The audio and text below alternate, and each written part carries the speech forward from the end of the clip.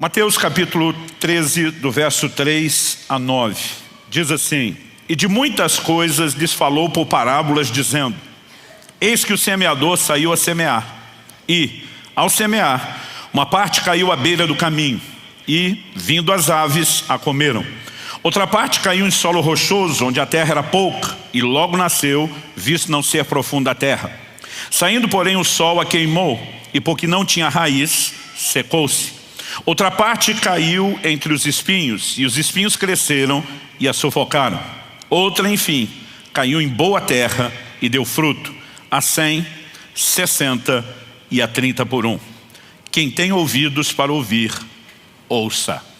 E ele mostra que cada um desses solos apresenta resultados diferentes em relação à semeadura da palavra, e eu quero que a gente possa avaliar o que é que isso tem a ver com ouvir bem.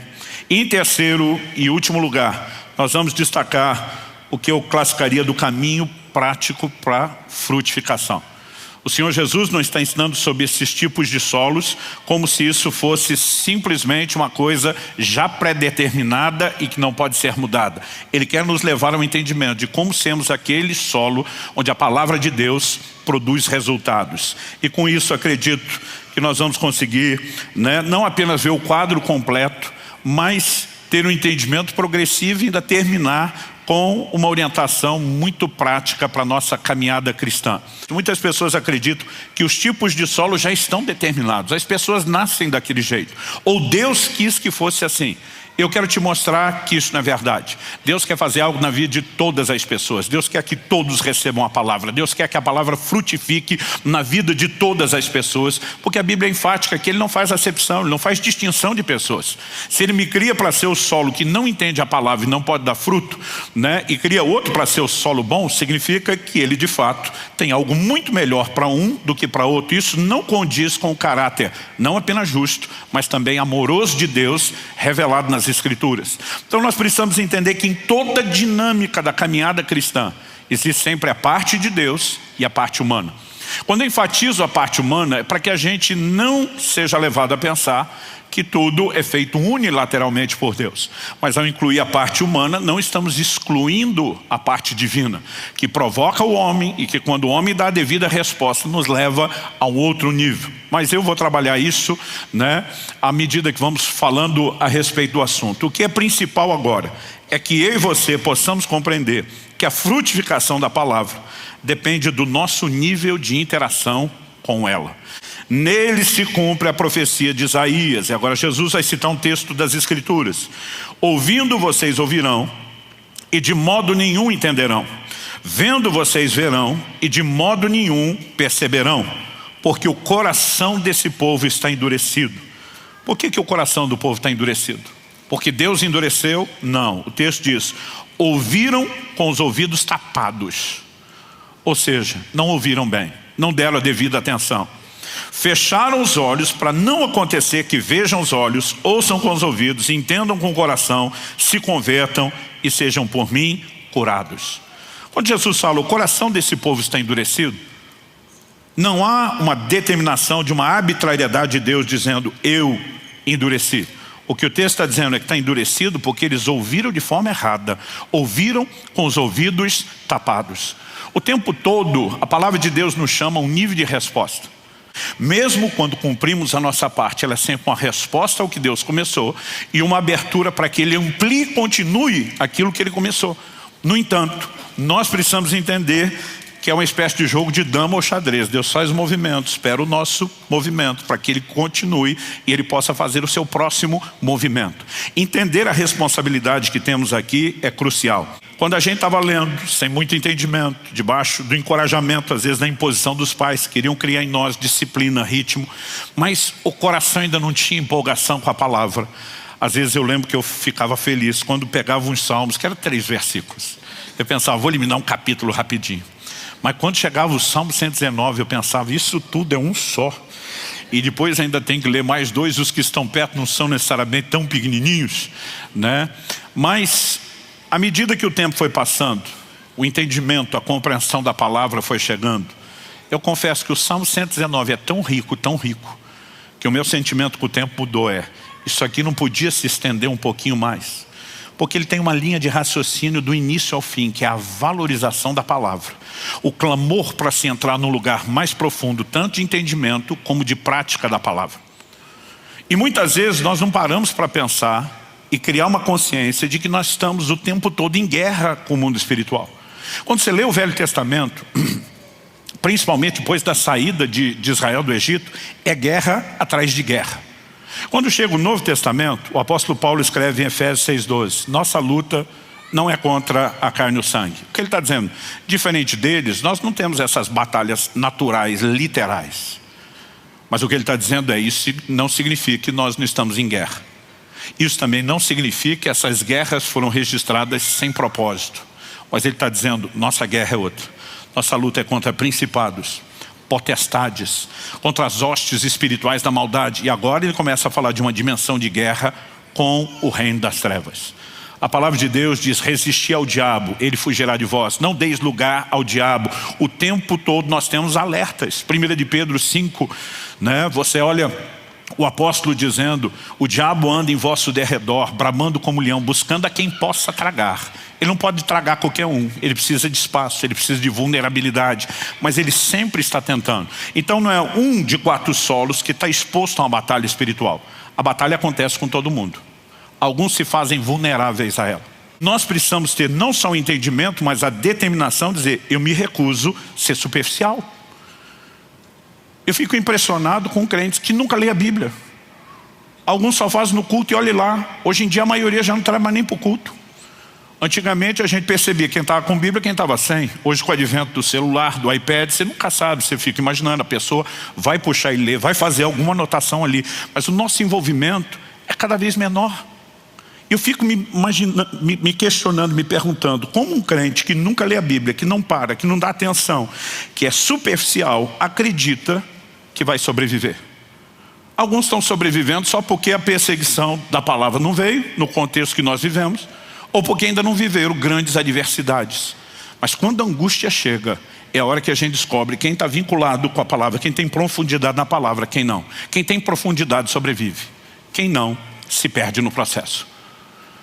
Você olha para uma declaração de um profeta Abacuque, no cântico de Abacuque, Abacuque 3, de 17 a 19.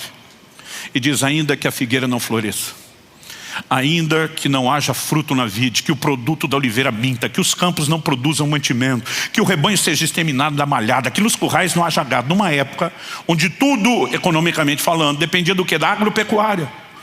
O cara está dizendo, pode tudo para o beleléu. A resposta dele, verso 18, todavia eu me alegrarei no Senhor, exultarei no Deus da minha salvação. Como? Como que alguém está vivendo esse tipo de circunstância consegue ter essa alegria? Ele responde no verso 19, porque o Senhor faz os meus pés como os da corça, Ele me faz andar nos meus lugares altos. Aí você fica pensando, o que é isso? Isso é uma citação das Escrituras. Está lá no Salmo 18, 2 Samuel 24, é repetido nesses 2 lugares, um Salmo de Davi, que já era parte das Escrituras na sua época. Esse cara está dizendo, eu não sou guiado pelas circunstâncias, eu sou guiado pela palavra de Deus, meu relacionamento não é superficial, vivendo daquilo que acontece do lado de fora, eu tenho raiz profunda, minhas forças vêm de algo que as pessoas não veem, é o relacionamento com a palavra. Agora, se eu e você não desenvolvemos isso, nós vamos falhar no processo. Sejam praticantes da palavra e não somente ouvintes, enganando a vocês mesmos. E diz uma pessoa que não está ouvindo bem, porque o ouvinte está ouvindo, alguma coisa ele está ouvindo, mas se não trouxe para a prática, ele está dizendo que o que ele ouviu não é importante, não é significativo a ponto de mudar a sua vida. Quem não tem esse nível de envolvimento com as Escrituras vai sabotar o processo. Alguns estão se deixando levar pela fascinação do que queriam ter. Outros se deixam levar pela fascinação do que alcançaram. Os que alcançaram já não têm mais as preocupações de antes. Mas ambos estão sendo atraídos por uma demasiada valorização do que é externo, a ponto de não valorizarem a palavra de Deus. Sempre que a palavra de Deus tiver concorrência e ela não estiver no lugar de importância, nós vamos ter problemas. Agora, se de alguma forma ele está dizendo, presta atenção como você ouve, o que você precisamos entender é o seguinte, não é o tipo de solo que supostamente somos que determina como ouvimos. É a maneira como decidimos ouvir que determina que tipo de solo seremos. Isso coloca em mim e em você uma responsabilidade de, se queremos ser o solo ideal que frutifica, nós precisamos da compreensão da palavra. E precisamos de um nível de envolvimento com ela fora do comum. Porque infelizmente o comum e o padrão hoje não é base para ninguém. Outro dia um irmão falou para mim: pastor, eu garanto para o senhor que eu estou pelo menos na média, eu não estou abaixo não. Eu falei: então você é medíocre, você está na média. Eu e você precisamos mais. Se eu e você entendemos a importância de Deus, nós temos que desejá-lo. E não é porque todo mundo à sua volta não deseja que você tem que não desejá-lo. Nós precisamos compreender que no reino espiritual você só acessa aquilo que você valoriza. Mas nós não vamos viver nada extraordinário sem entendimento. E o entendimento não é acessado se ele não for valorizado. Eu falei de responsabilidade humana. Nós precisamos entender que ela começa com valorizar, com desejar, e se estende em formas práticas a buscar o entendimento e a compreensão da palavra. Tem um monte de crente que acha que o entendimento vai vir por download gratuito, de preferência enquanto ele dorme, na lei do mínimo esforço. Não, gente, eu fico surpreso com a vagabundagem espiritual de alguns. Uns anos atrás uma pessoa me abordou, e ela não foi a única, mas esse foi o primeiro fato que me fez agir dessa forma. E no final de um tempo de ministração, essa pessoa simplesmente me disse: pastor, o senhor pode orar comigo, impor as mãos sobre mim? Eu falei: eu posso, mas eu queria saber por quê. Eu não gosto de orar sem saber pelo quê. A pessoa diz: não, eu queria que o senhor me transferisse seu dom de conhecimento. Eu falei: querido, primeiro, conhecimento não é dom, é resultado. O que a Bíblia fala de palavra de conhecimento é uma revelação. Não está falando de conhecimento, é palavra de conhecimento. Eu falei: não é dom. Eu falei: mesmo se fosse, não está no poder da gente transferir. Mas se fosse e tivesse no meu poder transferir, eu não lhe dava. Ela olhou para mim surpresa e falou: por quê? Eu falei: porque tu é uma folgada. Ela ficou chocada. Eu falei: chocado tinha que ficar eu. Eu falei: desde a minha adolescência eu enfiei a cara nas escrituras. Eu decidi valorizar isso. Eu falei: eu trabalhava, estudava durante a semana, lia a Bíblia assim, dentro do ônibus, banheiro. Não recomendo isso a ninguém, uma confissão de um erro. Na aula, quando achava chato. Um dia na chamada, em vez de responder presente, respondi aleluia. Mas quando chegava o sábado, que era o dia livre da maioria, os amigos iam para o clube, clubão municipal, nada chique, né? Mas iam para a piscina. Eu ficava em casa, lendo, estudando a Bíblia. À tarde a turma ia jogar futebol, eu estava lá lendo a Bíblia. À noite os crentes iam para o culto jovem na igreja, os não tão crentes iam para o shopping, para o cinema. E eu, se não estivesse na igreja, estava estudando a Bíblia. E eu falei para ela: eu passei uma vida renunciando um monte de coisa para isso. Tu vem quer levar isso de graça, de uma hora para outra, na boa. Eu falei: é ruim. Nós precisamos entender que isso contraria as escrituras. Provérbios 18:15 diz: o coração do sábio adquire o conhecimento, o ouvido dos sábios procura o saber. Conhecimento, saber, o entendimento não corre atrás de você, é você que tem que correr atrás dele. Quem está entendendo isso? Provérbios 4:7 diz: o princípio da sabedoria é: adquira a sabedoria. Sim, com tudo o que você possui, adquira o entendimento. Ou seja, abre mão de qualquer outra coisa que você tem para adquirir o entendimento, porque ele é mais valioso do que tudo. Agora eu vejo pessoas que não dão valor nenhum. Não me diga você que um crente que nunca lê a Bíblia, que ele ama a palavra de Deus. Ele pode se enganar, ele pode acreditar que ele ama, mas ele não ama. Ah, pastor, não dá para ler o tempo todo. É verdade, mas mesmo momentos que você não está lendo, se você tem uma cultura de valorização, você está pensando, você está refletindo.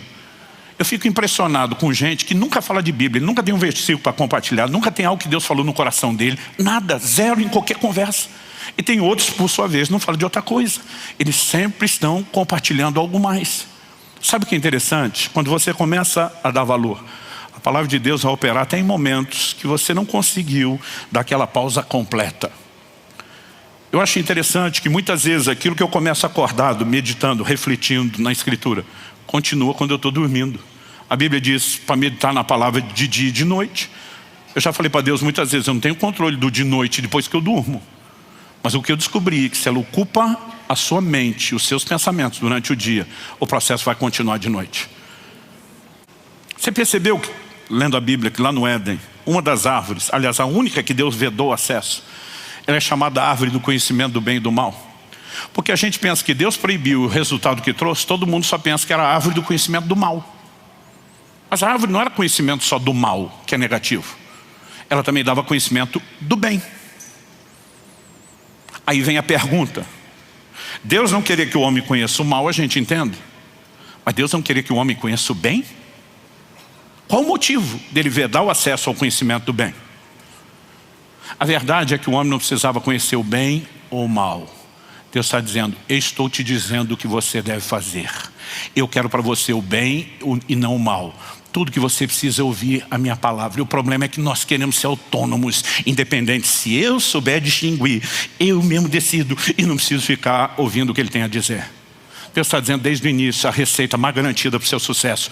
Leve a minha palavra a sério. Confie no que eu estou dizendo a você. Quem está entendendo? Diga amém.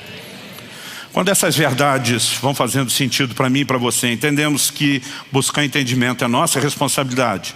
Isso começa com a valorização, com a disposição, obviamente, de ler, de estudar a palavra de Deus. Sabe, você nunca vai ver a gente ter uma mensagem aqui que diga que entretenimento é errado. A gente fala sério, clientes que gastam horas e horas e horas e horas e horas de entretenimento, mas depois diz que não tem tempo de ler a Bíblia. O seu problema não é tempo. Seu problema é o que é que você dá valor. Jesus diz, onde estiver o seu tesouro, aí também estará o seu coração. Se você entende o que é a palavra e valoriza, você arruma tempo para ela, você vai sacrificar o resto. O princípio da sabedoria é, adquira a sabedoria. Tudo o que você puder, use para isso. Inclusive uma boa gestão do seu tempo. Mas a razão pela qual muitas vezes nós não gerenciamos é porque não damos o devido valor. Porque onde damos valor, o coração acompanha. Isso não vira apenas o trilho no qual nós nos movemos, a meta que vamos alcançar, mas a nossa empolgação de vida. E se valorizarmos e buscarmos, eu e você precisamos entender que não só vamos fazer isso lendo, meditando na palavra, ouvindo mensagens, estudos, né, se expondo ao ensino bíblico, que hoje temos tantas formas. Desde uma estrutura de escola bíblica que a gente provê, recursos, né, que hoje estão aos montes à nossa disposição. Se a gente valorizar e decidir trilhar esse caminho, ainda assim nós precisamos entender o quê? Que sozinhos nós não vamos muito longe. Uma das orações registradas na Bíblia que eu mais repito desde a minha adolescência é o Salmo 119. De novo o Salmo 119, verso 18.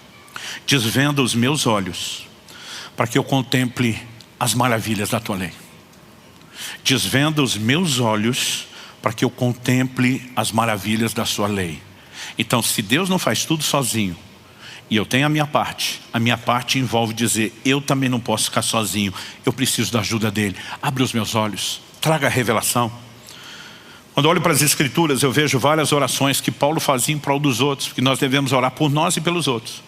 Efésios capítulo 1, de 17 a 19, Paulo diz, peço ao Deus de nosso Senhor Jesus Cristo, o Pai da Glória, que conceda a vocês espírito de sabedoria e de revelação no pleno conhecimento dele. Peço que ele ilumine os olhos do coração de vocês, para que saibam qual é a esperança da vocação de vocês, qual é a riqueza da glória da sua herança nos santos, e qual a suprema grandeza do seu poder sobre nós, os que cremos, segundo a eficácia da força do seu poder.